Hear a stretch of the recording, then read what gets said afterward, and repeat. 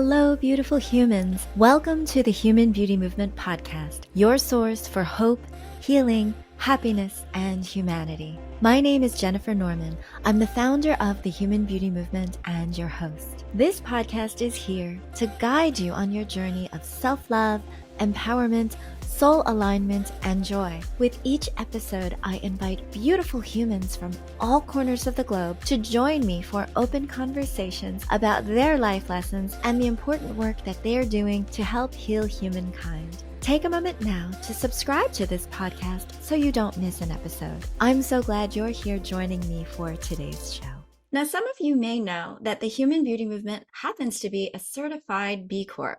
Others of you might be wondering, what the heck is a B Corp? Well, certified B Corps make a deep commitment to uphold really high standards when it comes to social and environmental responsibility. And that means that beyond profits, B Corps prioritize purpose, people, and the planet, going above and beyond to ensure their businesses serve the greater good. Now, I've been fortunate enough to host several B Corp company founders on this show. Their companies are based all over the world, and they champion amazing social and environmental work across different industries. Today, it's my honor to welcome a fellow founder from the beauty industry. Joanne Chidley is the founder of two companies, Reposit and Beauty Kitchen. I admire Jo so much because she is working to make the beauty industry so much cleaner and healthier.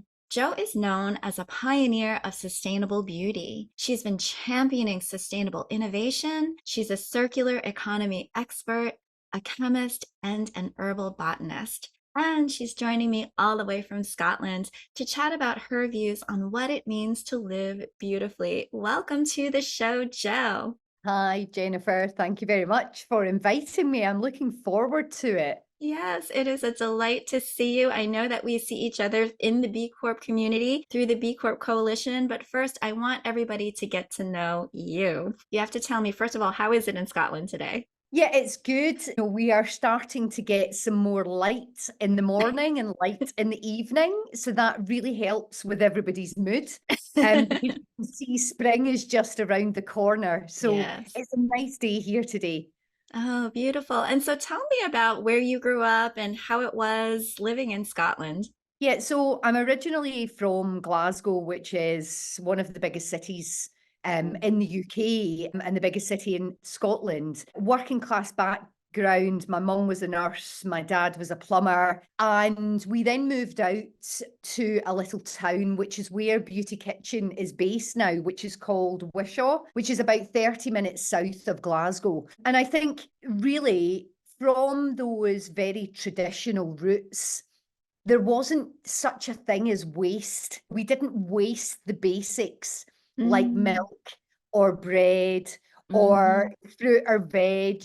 Everything had some other use that happened, even when it came to its end of life. And I think that kind of followed the path through everything that I did, not just from the business perspective, but if I think from a fashion perspective, vintage and secondhand fashion has been big here in Scotland for a long time. And a lot of that is down to originally, rather than it being cool and trendy, was more around what disposable income you had. But I think those real traditions that come through, I really dislike the word waste. As a scientist, and a chemist in particular, we don't create things. We create things to make it plentiful, but not necessarily to waste. And really, that's the journey that I've been on in many different ways, even though there's lots of things that I do that are frivolous. I have a passion for shoes, for instance. Yeah. So it's not that I live We all this have something. That's it. It's not that I live this kind of, people always think of sustainability and being an environmentalist or an activist or a campaigner. They seem to put you in this sort of box where you must live in a hut in the middle of nowhere. That it's not real. But actually, most of the environmentalists or the activists that I know, not just within the B Corp movement, but friends, family, and beyond, everyone has that little sort of part of the grass, whatever that Mm-hmm. is for them, Mm-hmm. whether it's the garden, whether it's their fashion, whether Mm-hmm. it's their music, whatever it is that they're an expert in. And Mm-hmm. nobody would like to see waste in that area. And I Mm-hmm. just think that coming back to the words that you were looking at in terms of healing humankind, what does it mean to be human? And I do believe that a lot of particularly consumer products, which the beauty industry is, Mm-hmm. has really destroyed that in touch feel with value. Mm-hmm. Everything seems to be disposable, throw away, use once, don't use again, move on to the next thing. And there's something quite unearthly about that. And as we know, we're kind of paying the price Yeah. for Well, it is really very telling in terms of your journey. And that's just the way that you were living. It's like you just didn't waste things. And I know so many people who had grown up in communities and in towns that were like that. And it becomes a bit of a horrification when you start seeing what has happened when mass production, things don't sell. Even if they do sell, it's kind of like the idea of churning and newness really just creates this nonsensical economy that is built on just creating waste, which is an it. unfortunate thing. Yeah. I guess when was it when you first noticed that this was a serious problem? At what point in your career did you say, oh my God, I've got to do something about this? I think so. I have worked for large corporate organizations, and Hmm.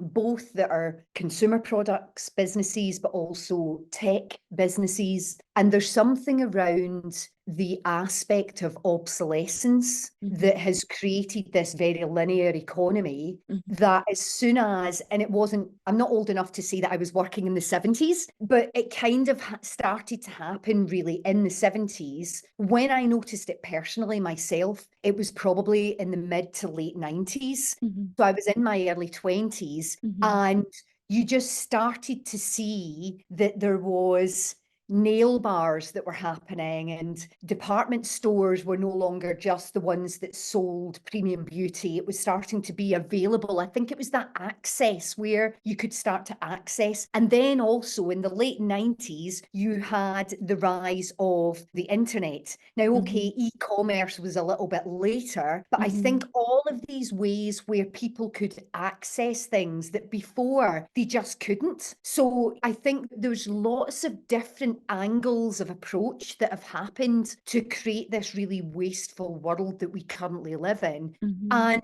it's when something becomes the norm, it's then desensitized. So people then don't think it's actually a bad thing anymore because it happens everywhere. I think that then becomes in the human consciousness. And Yeah. it's almost a bit like I'm a big reader. I love science fiction in particular. If you've ever seen the science fiction movie Matrix, where you're kind of just plugged into something and it's this world has been created around you. And until you really drag yourself out of it, you don't Hmm. see it for what it really is. Hmm.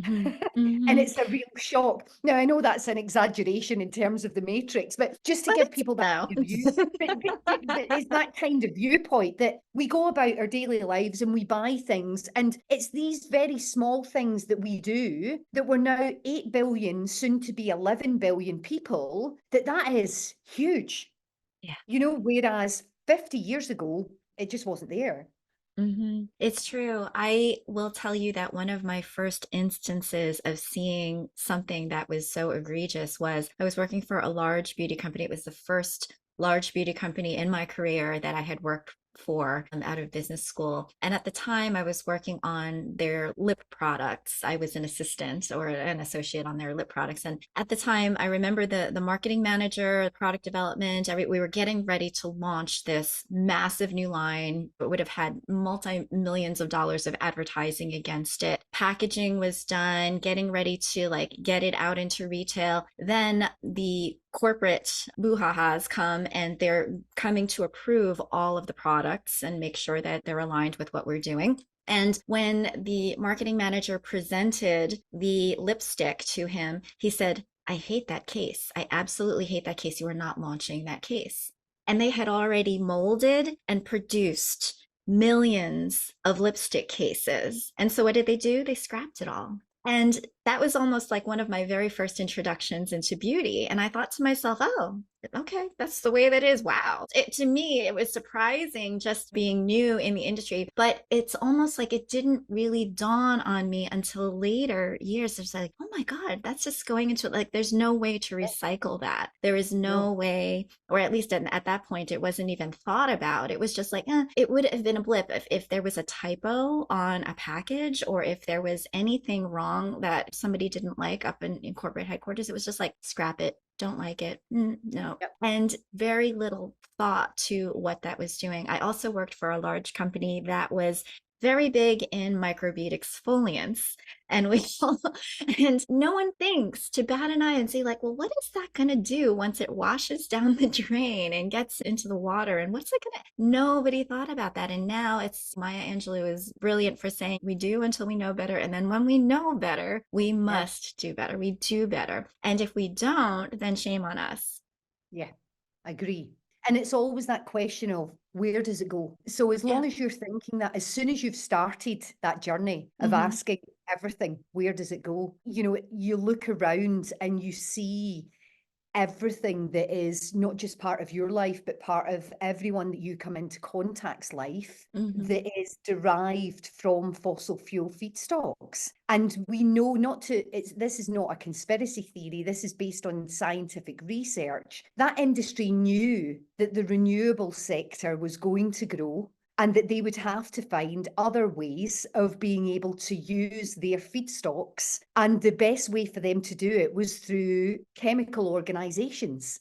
And that's what's happened. So if I give examples of gelatin, for example, so the laundry capsules, originally the fabric conditioners, the scent would be encapsulated in a vegetable-based gelatin. And that was actually P&G that invented that. I mean, it was superb. And then they stopped using it because of encapsulating it in plastic. Because it was cheaper? Because, well, it was cheaper, and who knows what other monetary budgets were happening in other places. But that's where business, and that's the whole passion for me in terms of certification and B Corp, because at the end of the day, business has been allowed to go rogue.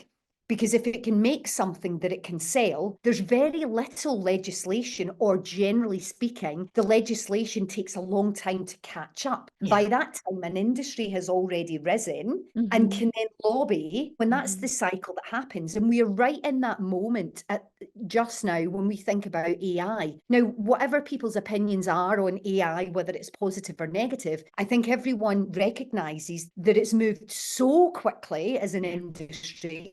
And the legislation is so far behind, there's a lot more people sitting up and listening. However, that has happened in lots of other instances with other industries, like the fossil fuel industry. Whereas with B Corp, that is giving you not just a framework to say you can have a commercial organization, but you have to live to these different standards and question almost every part of your business. Where does it go? And that's the question for me on everything. Where does it go? Because it will always end up in our industry, generally speaking. If we think in the UK, you have 5.5 million businesses, of which 98.5% of them are 250 employees or less. So they're classed as small and medium enterprises, yeah? Of those businesses, 2,000 of them are B Corp certified. And the reason why I'm saying those stats is just to give people an indication of how many businesses are out there and how niche it is as a business to stand up and use your business beyond profits, as you've said, or a force for good. You know, it's still very fringe, it's still very niche, because most businesses can almost do what they want in anything. Yeah. I almost like to think of B Corps, and certainly there are very good companies that are not B Corp certified. That is not a necessity. However, it's the values that are being held that are helping the economy to be truly healthy for everyone, for all stakeholders, not just the company and its constituents, its own stockholders itself. And that is the difference. And perhaps you probably articulated a whole lot better than I can, Joe. But in terms of the fact that a lot of companies people just want to make a living. They want to be able to survive. Okay, that gets to the point. But there's somewhere along the way, there is a strong tendency to chase dollars, to chase growth, and to start growing at any cost. And they say like profit at any cost. And so that's where dysfunction and unhealthy practices can start taking place. Corners can be cut. Things will start happening in terms of management decisions that are not necessarily very beneficial for people or the planet as a whole. And we're playing the long game here. We're talking about like large, long-term ways of doing your business. What is going to happen to people if they continue down this path? You can see it in the sugar industry. You can see it in a lot of things that we don't necessarily need, but are addictive. And certainly there has been a whole push, I think, even in the beauty industry early on, to become beauty addicts. Frankly, it's like you need to have the latest color, just like fashion, the trends. It's like you need to have the latest product or you're not going to be cool. A lot of that was stroking ego. And so it's really causing you to buy a whole lot of stuff that you really don't need. Now, if it brings you joy, and that's another thing, just to the point of Joe buying her shoes, I mean, there is a level of we all want to live. We all want to just enjoy life. This is not about oppression. This is not about going back and just like stripping yourself of everything and becoming a monk on a hill or anything. Certainly, it's like this is really about starting where you're at and then just becoming more conscientious of the choices that you're making and what that total impact, that ripple effect is going to have on everything. We talk about the cash register being your ballot box. It's like every time you're voting for a company, like if you're giving your money to that company, then you're voting for them to succeed. And so it's good to know. Some people don't care and they'd rather stay ignorant. And there is this whole idea of ignorant bliss, but it's like sometimes it's really good to know where your money is going and what you're supporting. Does it support child labor and slavish practices over in another country that you're not aware of? Is it causing extraction of precious minerals and natural resources that can't be replaced? There are so many things, and Joe has really kind of lifted the veil off of a lot of this and is making it her life's work to help to really focus on what are we doing to the environment?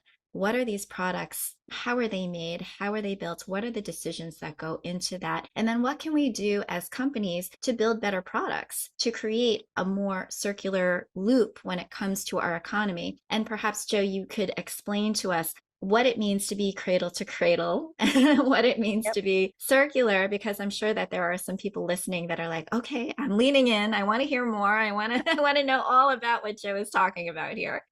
Yeah, so Cradle to Cradle is a certification. The Cradle to Cradle Institute owns that certification. It started round about similar time to B Corp as well. It was two guys, a German chemical engineer and an American architect, who wrote a book which was called Cradle to Cradle in the early 90s. And they also wrote a follow-up book a few years later, but that was where they were taking the lead from nature, where there is no waste in nature. Everything is a resource for something else. Mm-hmm. So that concept of circularity is, if we think about nature, so if you think about a bird, for example, yes, so the bird lives, it has a great life, it has children, it gets old, it dies, it falls to the ground, it goes to the soil, and it's then nutrition for something else to grow, which another bird could eat. And again, that cycle just goes round. And that is why they are still the perfect hunter-gatherers, which is really where human beings started out. We didn't have a house. We didn't have things. We just went about in that way and we didn't create waste. As soon as we kind of settled and became settlers and traders, that trade started to happen. But what Cradle to Cradle were saying, well, we don't need to stop doing that. But what we just need to think about is, when you are designing a product or a service, you have to think about, if I take a chair as a great example. So most chairs, the one that I'm sitting on just now, you cannot take apart, yes, or repair. Yeah, so what happens is if a leg falls off this chair, it has to go to the bin. So the way that you would design a chair, which there has been, I think it's Herman Miller is the company, they've designed office furniture that can be repaired, or it can come back at the end of its life because it's grotty or whatever, back to Herman Miller. They can dismantle it and make it into a new chair. And that was really just because when you look at things at that kind of detail, you're then looking at, is the screw a screw that can come out? Are the handles and the legs replaceable? You're looking at every aspect rather than just looking at how cheap can we make that chair? But the other interesting thing with Cradle to Cradle is that you not only are you designing for the future, but you are then creating products as a service. And that's always been the really difficult thing with the circular economy. So when you look at tech businesses, they have dematerialized everything that they do by offering software as a service. Yeah. But the challenge when it's a product as a service is that it's a physical asset. And it's like, who then, either owns that asset or how do you get it back for repair? And that's what really interested me about Cradle to Cradle. So the principles are material utilization, yeah, material health, water stewardship, social fairness, and renewable energy. There you go. There's 5 areas, and quite a few of those areas that you can tick off quite easily. So in Scotland, we're really fortunate. We have high percentage of our electricity is renewable energy. In fact, this year was the first year that Scotland created enough renewable energy that we could have covered all of our energy requirements. The reason why we couldn't is that a lot of our houses are gas central heating. So you can't use renewable energy. There's always another gate that you have to get through. But when it's Cradle to Cradle, if I take Beauty Kitchen's products, so the first part for Beauty Kitchen's products is the formulation. Are the products, is it effective? Is it, there you go. Yes. Is it natural? Is it sustainable? These all interplay with each other. So when Jennifer's just showing our Abyssinian oil Night Halo product there, and the reason why this is a great product is not only does it work, but Abyssinian oil, is great from a regenerative perspective because it can be grown almost anywhere and has a very short harvest time. It does just as well or better than some of the other exotic oils that we use in our products, like argan oil, which comes from a very small part of Morocco, for example. So the sustainability and the regenerative aspect is there in each of the formulations, and Cradle to Cradle check all of that to the molecular detail. Yeah. But then you've got the packaging. Yes, so the formulation, big tech, it does lots of things from a circularity perspective. But when it comes to packaging, it's this physical asset. And really the packaging, although it can be aesthetically great for your brand, and I get that, generally it doesn't get recycled. It goes in the bin and it's just not circular. Sorry, I must have that switched on. It doesn't have that circularity aspect. And that was where for Beauty Kitchen, we had developed some great formulations. But what I wasn't happy with was the circularity or the cradle to cradle aspect of our packaging. And that was where our new business was born, which is Reposit. And that was creating a packaging as a service offering, not just for Beauty Kitchen. It solved a problem for us, but also for other businesses. So we currently work with Marks and Spencer's, Veleda, Neil's Yard, Unilever as an example, where they utilise our packaging as a service. And that's all based on not just cradle to cradle principles, but B Corp principles as well. And for me, those two certifications together have so many multi-attributes to them that we're covering a lot of ground. Now, any certification, like any person or any business, it doesn't do everything 100% perfect. But then if it did, we wouldn't then have problems to solve. And what would we do? So I want you to say a little bit more about Reposit. You're saying that you're working with retailers as well as other companies in order to make products as a service. What does that mean? So Reposit, if we look at our industry, everyone recognises the 250ml Boston Round, which a lot of companies use for body wash, shower gel, shampoo. So this is the single-use plastic version.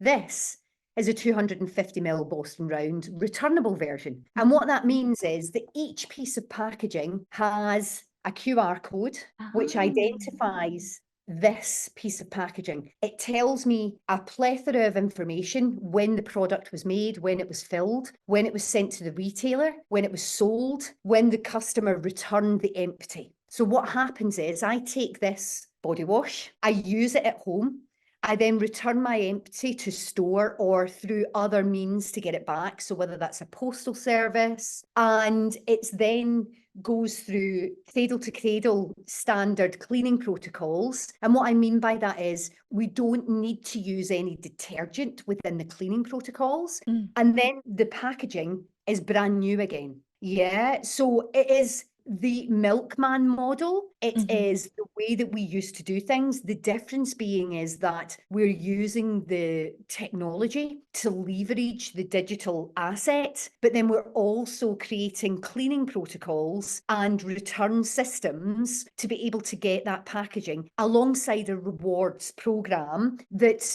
any sort of customer can use. So when we're saying it's packaging as a service, what that means is that the company, whether that's Marks and Spencer's, for example, or Beauty Kitchen, rather than them having to buy this expensive, more expensive than a plastic bottle, they lease this bottle or container for the same price as the plastic container. Yes, they fill it, and then we do all of the return logistics, the cleaning, etc., as part of that lease fee. And that means that this bottle stays in circulation again and again and again. So people are asking how many times. At the moment, we have worked around life cycle analysis in terms of if it's a glass bottle, it needs to be, or a glass jar, something that's made with glass, it has to be returned once for it to have a lower global warming potential than a single-use equivalent in plastic. Similarly, when it comes to aluminium, it's 3 times, because aluminium uses a lot of energy to be made in the first place. However, we have just launched the first 100% recycled aluminium, which means it, again, it only needs to be returned once for it to have a lower global warming. And then some of the other materials that we use are stainless steel. We are working behind the scenes on washable plastics, but what we wanted to do was, there is already materials that are out there that are going into, and I'm doing it in these quotes because I don't understand it. Okay. They're going into the recycling bin. They're going into the recycling bin. So things like glass and aluminium, they don't need to be recycled. They can be returned, washed, to be then, used again. So you're actually then taking it out of the recycling loop, which already has its problems with, in terms of if it's been contaminated, or depending on which county you live in, sometimes they recycle it, sometimes they don't. We're taking it out of that recycling loop and having it as a returnable loop. And that's what the packaging as a service, the cost of goods is the same for the business. The customer has to pay a deposit, but that is to ensure the empty is returned and they get that deposit back. So it's just moving through the system. And already we have saved, I think it's somewhere in the region of 3.5 million single-use containers of different sorts, whether that's bottles, jars, whatever. And we're only, at the moment, if we think of the product lines, we're only currently working with a handful of retailers and brands. So we already know that the packaging industry is a $1 trillion annual industry. 99% of that is single use, and 98% of that is downcycled every year. There's an opportunity for packaging companies to be able to change their business model from a linear, let's sell more and sell it cheap, into a more circular model where the service is then offered because of the returnability. Well, I have to commend you for taking on such an important part of the stream. This is one thing where I know that it's hard for people to change behavior. And that's always a little bit of a hurdle as far as like, okay, bring it back and then get something new. But I think little by little, people are becoming much more attuned, like just like bringing your own bag to the grocery store. That was a hard thing for a lot of Yeah, people. And now it's just natural. You bring your own it's bag. Of normal. course you do. Yeah. You don't want to have to waste all that plastic. Again, single use where you're just bringing it home and probably going to toss it in the trash again. And here we are looking at other opportunities to try to minimize our plastic footprint, as it were. I think that there are some people that would probably ask you, well, aluminum dents, stainless steel can dent. And the reason why we're moving away from glass so much is because it's heavy and shipping and it can break and crack and, smash in the bathroom and such. And so what happens when a part of that happens in even with Reposit? Like what happens if you get back dented products and whatnot? Yeah, so we've gone through a whole process of looking at the differences between what type of product can go into what type of container. Mm-hmm. Is glass more suitable? Well, glass is obviously more suitable for skincare in smaller volumes, whereas aluminium is for larger. Stainless steel is an option which is better for home care and laundry. Yeah, so it depends on the category. But I think what we've got to keep in mind is that the plastic industry has had over 120 years of empirical efficiencies and effectiveness to get it to being super cheap. But it's not really super cheap. It's only super cheap if you look through it in a monetary lens. Yeah, because if we actually added up all of, and that's the reason for many countries and regions bringing in things like a plastic tax or a carbon tax, because they're having to do the other side of what's the cleanup aspect of it. So I think we need to be truthful and mindful that when we're talking about returnables, it will not be that we switch off one and switch on the other. It will need to be a transfer of what does work. And when that happens, then innovation will be driving the changes. So, for example, we work with the largest aluminium packaging manufacturer in the world, and they had never been asked the question yet until we asked it. The question was, how do you make the aluminium container more durable, heavy, and more expensive? Because all they've ever been asked is, how can you make it lighter, more for single use, and cheaper?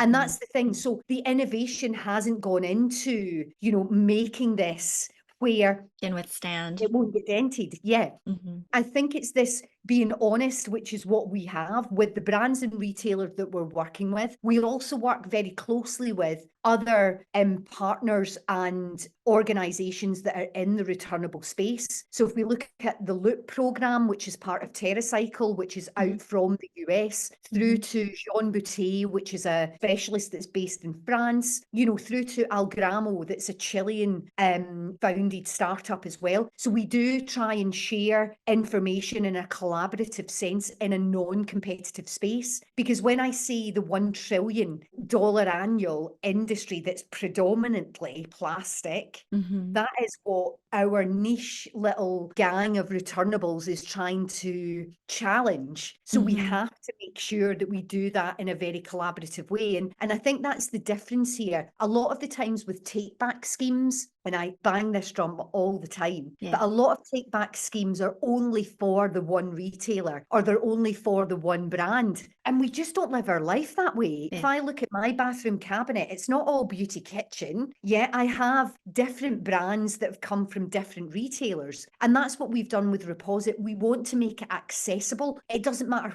where you are on your journey as an organization or as a customer, an end user, that you should be able to return it anywhere. It doesn't matter. Because if we do things in isolation and we don't collaborate, we'll just create more waste. Exactly. So that makes sense. Exactly. I think that the more that we start seeing responsible companies stepping up and getting onto the shelves and into the consumer consciousness, then more and more people will start making better decisions for their lifestyle. Definitely. Jennifer, honestly, that's the thing. A lot of the larger organizations in particular will say, and smaller, we're all in this, oh, the consumer won't change.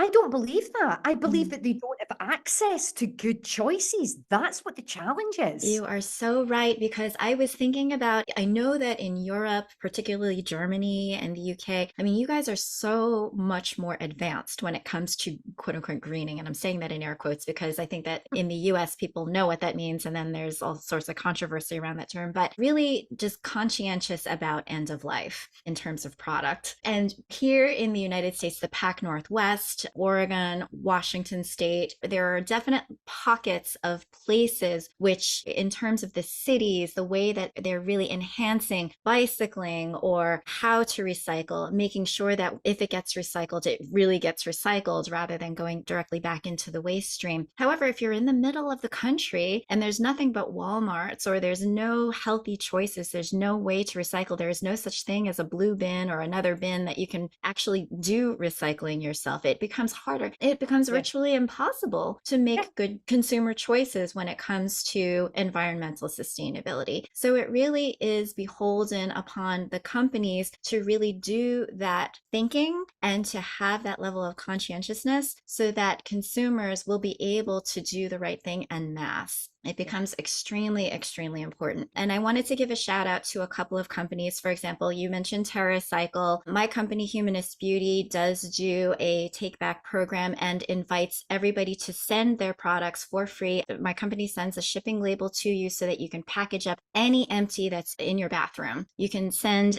all of your beauty products packaging back to us, and we will send it to TerraCycle to be responsibly recycled. I also want to give a shout out to Cradle Beauty, the retailer, who is doing wonderful, wonderful things when it comes to sustainable practices. They also were the first to start a petition to stop single-use plastic. And my company also was a signer of that petition. We absolutely vow that we will never sell a single-use product, so that it's just not even a given. So as a consumer, some things that you can take away. If you go into a store and you see a single-use sheet mask, do not buy it.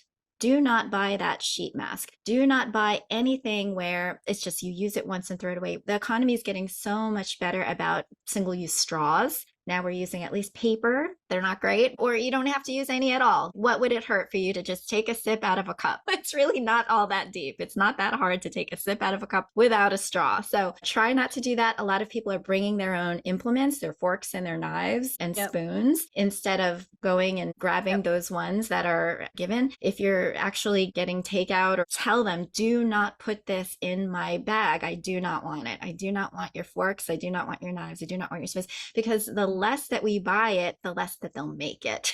Yep, without a doubt. Yeah. Are there other suggestions, Joe, that you often will tell consumers about just behaviors, things that they don't even really think about, that might be helpful for them to just be a little bit more sustainable wherever they're at? Yeah, and that it's about, for me, it's about access and inclusivity. Yeah, it doesn't matter where you are on your sustainability journey. If I asked 100 people, do you want to be more sustainable? Every single person would say yes. But what happens is, it's then, how do they make that into action? And what tends to happen is, I think somebody did a quote where we do not need 1,000 people doing sustainability perfectly. Right. We need 100,000 people doing it imperfectly. And that's really just what it is. It's the smaller things. It's like when you go to a restaurant, ask for a doggy bag, which I think is horrible saying doggy bag. But if you have pasta that's left or pizza that's left, ask them to take it home. Yeah, it can be something as basic as that. When you notice anything that if you were in your own house, you wouldn't put it in the bin, then don't let someone else put it in the bin for you. Just ask to take it. Because if I think of restaurants in particular, that is one of the biggest wastes and the biggest impacts on the planet, because generally speaking, in the Western world and in the North, it happens on a very regular basis. And generally it's bigger portions than you can normally eat. Always take the leftovers and get them in your fridge and use them the next day. It then saves you the next day for lunch for the children or whoever as well. So you're getting it in both sides. And then the other aspect I see is thinking about renewable energy. If there's any way that you can have a renewable tariff, or whether it's a solar powered for your phone, where you, especially if you live in a much warmer place than Scotland, you can have access to these things, because those things are relatively straightforward to do. They don't cost a lot. They generally save you money, but it also then simpler way for you to turn that I would be more sustainable into action. Yeah. Because we're all in situations where you're at the supermarket, you've got hungry children, they want an apple, the apple is in a plastic bag. I'm buying the apple in the plastic bag. I'm sorry. Everyone has those, whatever those are. Yeah. But you know where your limits are. And through experience, it's building up that resilience of having the cup without the straw. Mm-hmm. Is it too much?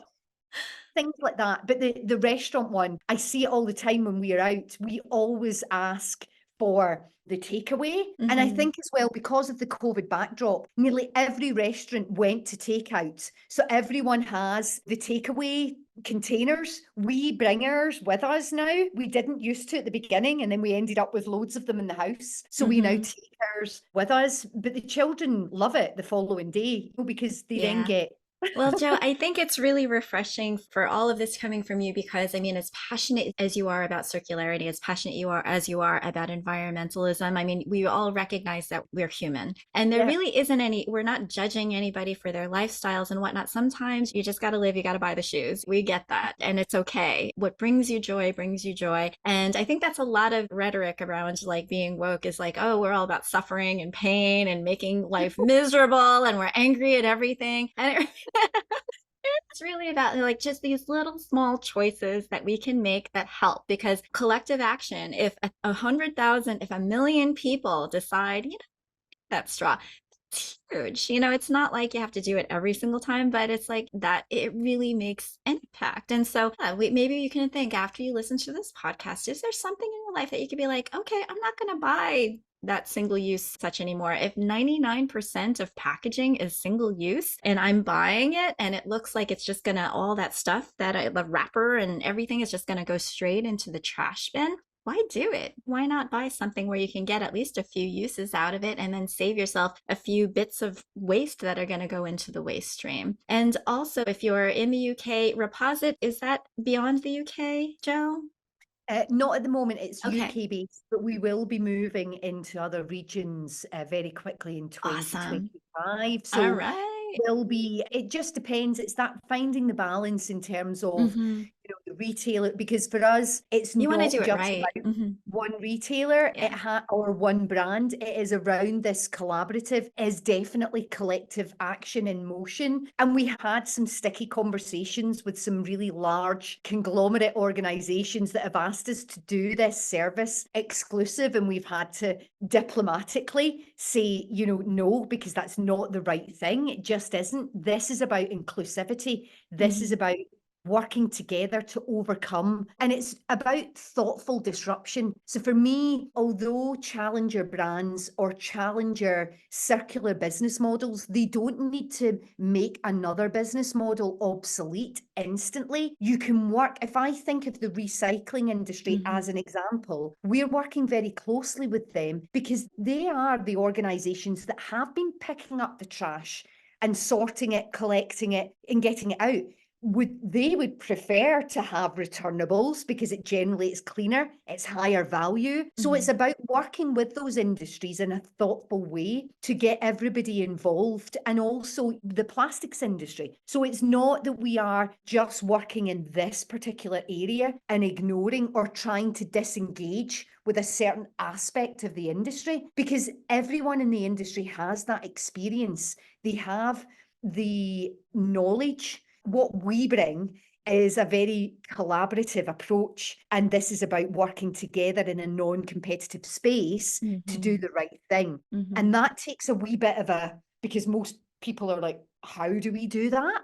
Because we've never done that before. Everything is like secretive and this is my space. And and that's yours because you're a competitor. That's a different way of working, which has been interesting as well. Yeah, and we could have a whole other podcast on that. And Joe and I do believe that collaboration always wins over competition. Competition does create scarcity, it creates rife and animosity. But when you collaborate to build better choices, better decisions, better products, better ways of doing things, then the whole world benefits from that. And so it's not just a lesson for a lot of corporate leaders and marketers and salespeople. It's really a lesson for us all. And I think that more and more the younger generations get it.